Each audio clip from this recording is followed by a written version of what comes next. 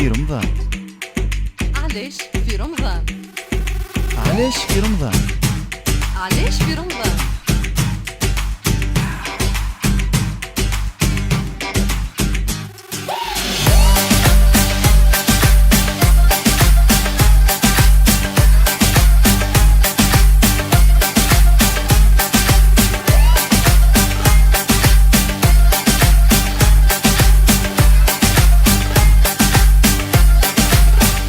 ناكلوا البريك. والله ايش باش نقول لك، بالنسبه للبريك العاده والسنه معناتها احنا ملي احنا صغار نعرفوا ليك العام البريك في رمضان، فهمتني ولا ماشي خوبي معناتها، فهمتني ولا الكثير ما عنديش عليها فكره، ما يحبوها البريكه ما تحلاها كان في رمضان.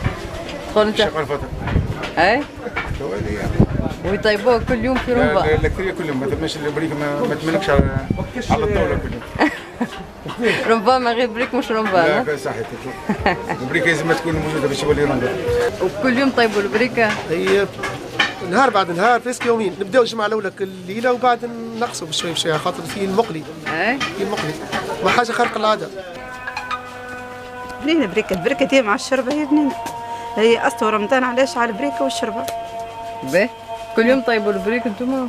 اي لا كل يوم طيبوا البريكه لازم معناها البريك. الشربه والبريكه هو ديما في الطاوله، ديما هو كل ديما هو اساس رمضان. اي كيما كعبة مرة، هو ديما هكاك. خلينا علينا لقينا ناكلوا والدينا، لقينا ناكلوا البريك، وصلنا هكاك على هيك العاده، عاده وكو، وبنينا اي حاجه سمحه، بنينا ياسر.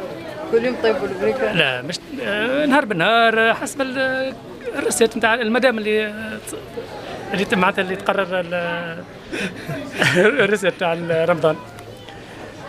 الحاجة المفضلة في رمضان، نفضلوا نحبوا ناكلوا. طيب وكل يوم بريك في داركم؟ لا مش كل يوم، فيها مرات مرتين بس. علاش في رمضان ديما ناكلوا البريك؟ خاطر في رمضان ما ناكلوش عساك كما نقولوا كسك، ناكلوا شويه شويه واحد كل وناكلوا معاهم البريك. كل يوم تعملوا البريك؟ لا مش كل يوم، نهار بعد نهار. باهي في رمضان ديما ناكلوا البريك؟ والله ما نعرف علاش ديما كان في رمضان، نحبوه في رمضان، هو اسمه الجسم شاهد رمضان. لأنه هو عادة من أصل الدنيا، معناتها البريكي توجد في رمضان وياكلوه في رمضان.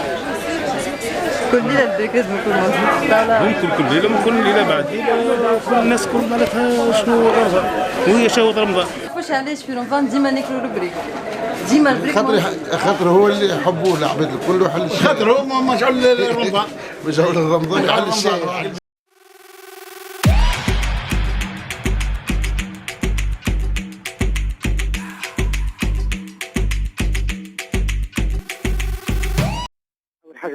أول حاجة ساعة كل عام حين بخير، صلى رمضانكم مبروك، وأهلنا الكل في يسمعوا فينا.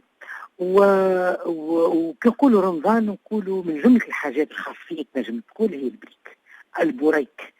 والبريك كما تعرفوا أصله تركي وموضة جابوها الأتراك العثمانيين كي جابوا من جملة معاهم، جابوا البوريك هذايا لورقة الملسوقة اللي نقليوها بحسب معلوم. فارتبط برمضان علاش؟ لأنه العثمانيين كي جابوا حاجات معاهم كما البقلاوة وغيرها، وجابوا البريك هذايا وهما اختصوا به في شهر رمضان، معناها كانوا يهنوه في شهر رمضان فخذوا عليهم التوانسة، وقعدت العادة هذه معناها ولات كأنه كان رمضان، لأنه الأتراك وقت اللي جاوا العثمانيين لتونس جابوها في عملوه في فصل في أيامات رمضان، فاعتقد التوانسة أنه مثير كان في الوقت هذاك وارتبط بها تقليد كيف يقولوها المغلوب موضع بتقليد الغالب كيف يقول عبد الرحمن، وما دام هو يعمل هكاك وهو متاحم فقلدناهم، وقعدت العادة موجودة لأنه الناس هذه أتراك نساوها واحنا قعدنا متشبثين بها وقعدت مع رمضان. على كل حال رمضانكم مبروك.